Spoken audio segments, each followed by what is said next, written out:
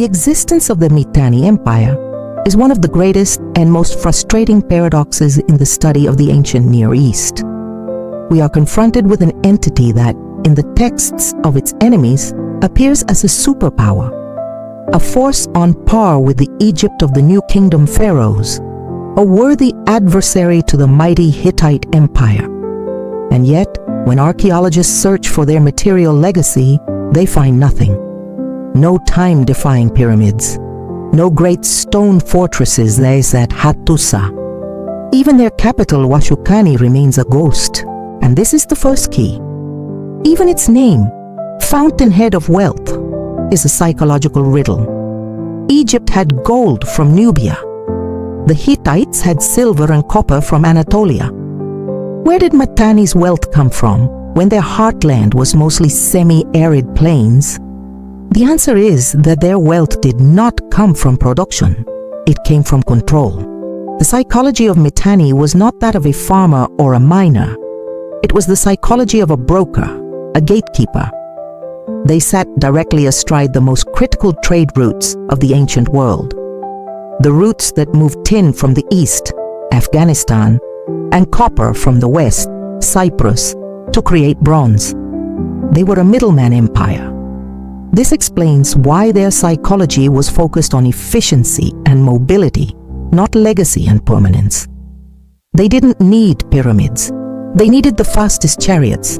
Their power was dynamic, not static. The first pillar of this dynamic power was a socio-military system built around an elite class, the Marianu. These were not mere warriors.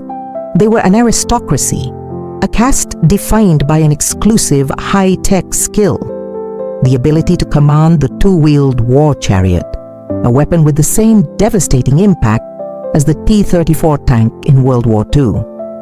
The psychology of a Marianu was one of superiority. They alone held this technology, trained from childhood, granted land and wealth in exchange for their loyalty.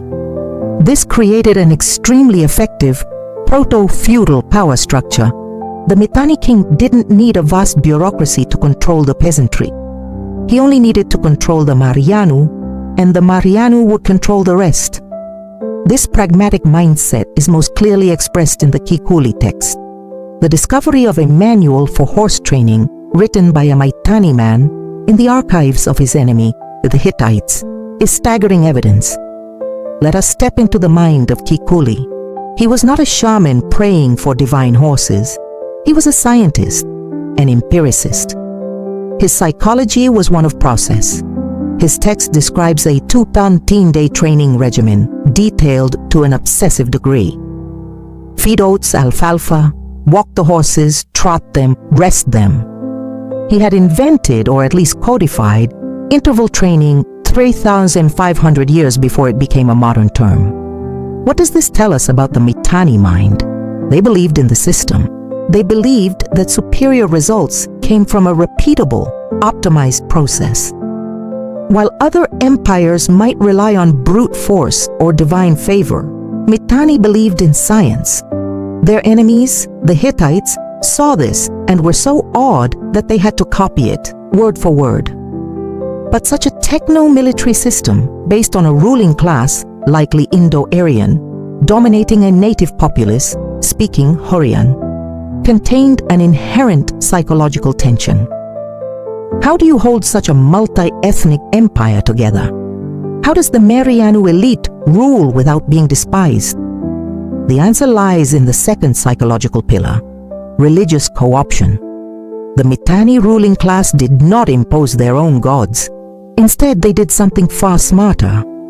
They adopted and elevated the native Hurrian gods. They became the greatest patrons of deities like Teshub, the supreme Hurrian storm god, and Shawushka, the goddess of love, war, and fertility. This was a masterful psychological move. The rulers were saying to the populace, "We are not conquerors. We are the most devout protectors of your traditions." By doing this, they neutralized ideological resistance. Shawushka, in particular, was the perfect embodiment of the Mitanni psychology.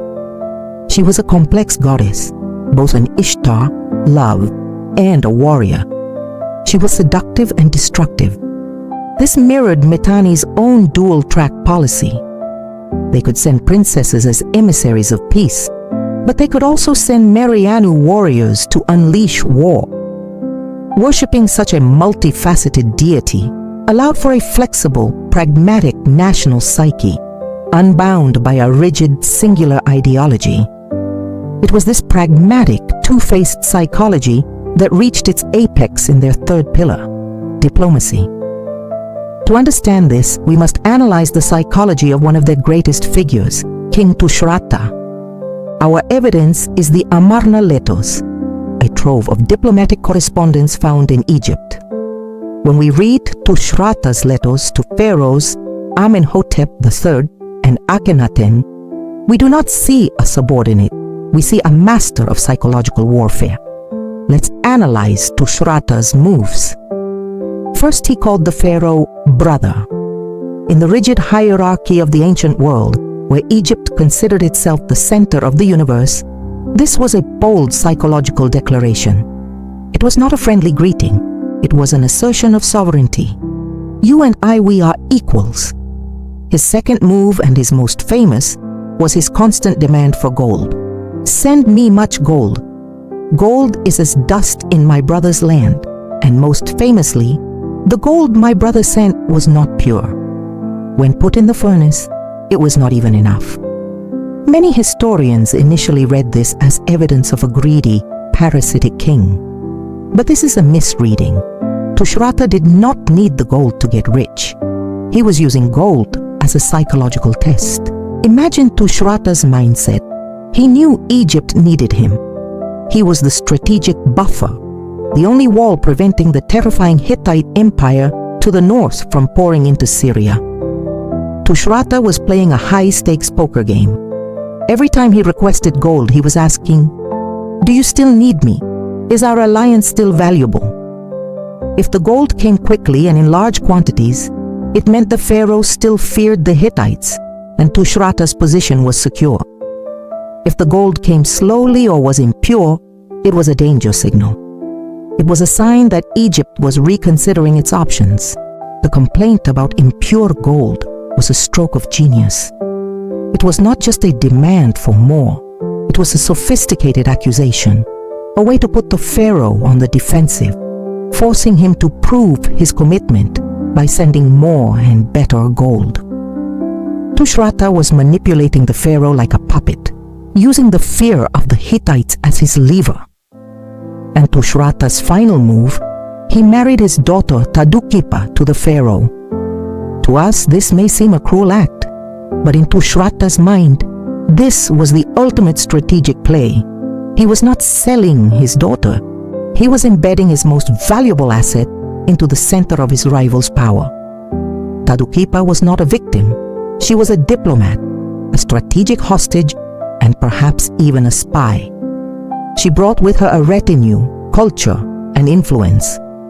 She ensured there would be a pro-Mitanni faction right inside the Egyptian harem. Tushratta had turned family ties into a tool of the state, binding Egypt to his throne with both gold and blood. It was a genius system, but it had a fatal flaw. The entire structure of Mitanni power, economic, brokerage, military, the Marianu, and diplomatic, Tushratta, seemed to depend on the stability and brilliance of a small group of people. And the man who saw this was not an Egyptian, but a Hittite. We must now enter the mind of Mitanni's greatest enemy, King Suppiluliuma-Tib of the Hittites. If Tushratta was a master negotiator, Suppiluliuma was a grand master of strategy. He was a shark, patiently circling his prey, waiting for a single drop of blood. Suppiluliuma's psychology was a lethal combination of patience and ruthless opportunism. He looked at Mitanni and saw an empire built on an arrogant Marianu nobility, loyal to Tushratta only because he brought them victory and wealth.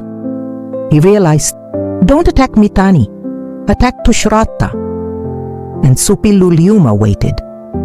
Eventually, Tushratta was assassinated, likely by one of his own sons who was tired of waiting for the throne. Instantly, that drop of blood was in the water. The Mitanni Empire exploded into civil war. This is where Suppiluliuma's psychological genius was revealed. He did not do the obvious thing and launch a massive invasion. A direct invasion would have only united the squabbling Marianu factions against him. Instead, he did something far more cunning. He chose a candidate. He found Shattiwaza, another son of Tushratta seeking revenge. Suppiluliuma didn't just give Shattiwaza an army. He gave Shattiwaza his own daughter in marriage. Let's analyze this psychological move. By marrying his daughter to Shattiwaza, Suppiluliuma transformed a war of invasion into a righteous civil war. For the Marianu nobles, they no longer had to choose between a Hittite invader and an incompetent Mitanni king. Now they had a third option. Shattiwaza, a man with royal Mitanni blood, backed by Hittite military power and legitimized by marriage. Suppiluliuma had turned the war into an internal Mitanni affair. He had weaponized their own divisions. He tore Mitanni apart from the inside without ever getting his own hands dirty. Shattiwaza eventually won the throne, but the price was that Mitanni was now shattered. The western half, ruled by Shattiwaza, was now nothing more than a Hittite vassal state, a neutralized buffer zone. But the story is not over. While the two giants, Hatti and Mitanni, were wrestling in the west, a lone wolf that nobody was paying attention to had begun to grow strong in the east. And this one's psychology was the most dangerous of all. It was the psychology of the former slave. This was Assyria, under Ashur-uballit Ike. For centuries, Assyria had been a vassal of Mitanni.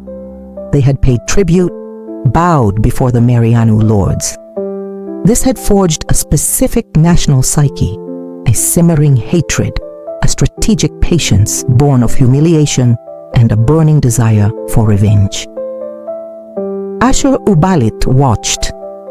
He saw his master Mitanni torn apart by civil war and humiliated by the Hittites. He saw a power vacuum, and he acted. Ashur-uballit did not act like an honorable warrior. He acted like an opportunist. He attacked Mitanni from the east at their weakest moment, while they were fighting on two fronts. For Mitanni, this was not a war. It was an unspeakable betrayal. Their vassal, the one they had despised for generations, was now sticking a knife in their back. And this is where we must analyze the psychology of Eurasia. Why was Assyria so brutal? Why did Washukanni disappear? The Assyrian psychology, once unleashed, was one of absolute ruthlessness. They did not just want to defeat Mitanni, they wanted to erase Mitanni. This was not just a military action, it was a psychological one. When Ashur-uballit declared independence, it wasn't just a political act, it was a psychological break. For generations, the Assyrian identity had been defined in relation to Mitanni as an inferior. To build a new, great Assyrian identity, the old one, dominated by Mitanni, had to be completely annihilated. It was a form of national patricide. Assyria wasn't just conquering a rival, it was killing its master. This explains the systematic destruction. It wasn't just for plunder, it was iconoclasm. They had to destroy every trace of Mitanni greatness to erase the memory of their own weakness. They built their palaces on top of the Mitanni ruins, a symbolic act that declared, "We are the masters now." The disappearance of Mitanni was a psychological necessity for the rise of Assyria. All of this analysis, all these psychological inferences, are based on reading between the lines of enemy records. And it leaves a vast aching void. This is where the hypothetical discovery of a Mitanni royal archive and the mysterious Kalashma language becomes so critical. To find their internal documents, administrative reports, legal codes, religious texts, would be a complete paradigm shift. We could read the Mitanni military report on the Battle of Megiddo, Perhaps they saw it not as a defeat. We could read the economic calculations behind their control of trade routes, but most importantly, we must confront the mystery of Kalashma. What was the psychology behind maintaining a fourth language alongside Akkadian, diplomacy, Hurrian, the populace, and Indo-Aryan, the elite? Hypothesis 1. It was the language of a third forgotten native people, a silent partner. This would make Mitanni even more complex than we imagined. Hypothesis 2. It was a secret administrative language, a cipher used by the highest level bureaucrats to conceal information from the rest of the empire. This would fit perfectly with the psychology of a broker state, an entity that lives on intelligence and information control, ever wary of spies. Hypothesis 3. It was an ancient liturgical language used to speak to the gods like medieval Latin. Deciphering Kalashma would tell us if Mitanni was a pluralistic empire, a police state, or a theocracy. This linguistic complexity is evidence of a sophisticated cognitive apparatus, a state that was not a monolith, but a complex network, self-aware of the different faces it had to present. The fall of Mitanni is a tragedy of complexity. An empire built on pragmatic science, Kikkuli, economic psychology, brokerage, and diplomatic warfare, Tushratta ultimately collapsed not because its technology failed. It collapsed because of its own psychology. The arrogance of the Marianu nobles led to civil war. The dependence on a single brilliant leader, Tushratta, created a fatal single point of failure. And they were defeated not by a stronger enemy, but by two enemies who were psychologically smarter and more ruthless. One, Suppiluliuma, who exploited their divisions from the outside, and one, Ashur-uballit, who exploited their hatred from within.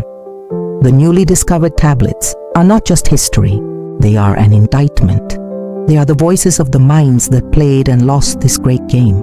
And as we decipher them, the ghost empire will once again gain flesh and bone, its economic motives, its spiritual life, and most importantly, its own mind. Thanks for watching until the end. What was your favorite part? Please let me know in the comments below. If you found this video helpful, don't forget to leave a like, share it, and subscribe to the channel so you won't miss my future content. Your support is my biggest motivation. Thank you all so much.